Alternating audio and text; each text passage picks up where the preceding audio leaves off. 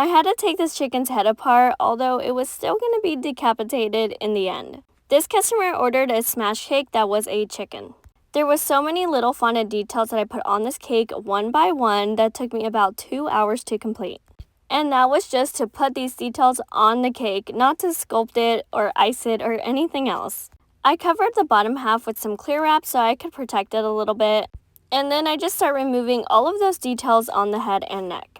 I had this cake done around noon on Friday and she was going to pick up on Saturday. And I just kept staring at it and I didn't like the way it turned out. I felt like the neck area was too thick and I had to fix it. So here I am just taking off all of the fondant around the head and the neck, being extra careful not to take off any of the feathers. Once I had all of the fondant taken off, I just used a serrated knife to kind of carve back some of that cake. Since this was a smash cake, the only thing I used to support this was 2 jumbo straws in the neck.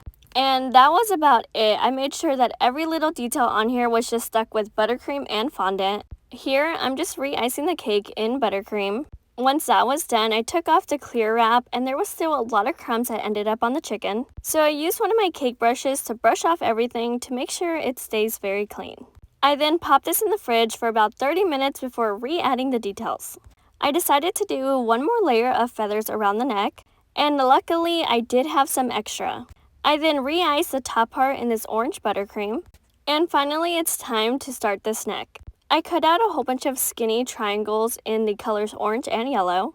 I started off with 2 layers of orange and moved on to 2 layers of yellow. Once I had all of those in place, I just added the top part, and then I could move on into all the little details on the head. Since I'm not using any toothpicks or lollipop sticks to attach these details, I simply made a cut on the top of the head so that way I can add that red part in there and it would stay. I added the eyeballs by using some fondant behind them, and also did the same with the nose. If you want to see a more detailed process over the details, I do already have that video up. I know that this isn't a huge difference, but for me, it made me feel a lot better. And just for reference, here's the cake from the beginning, and let me know if you see the difference.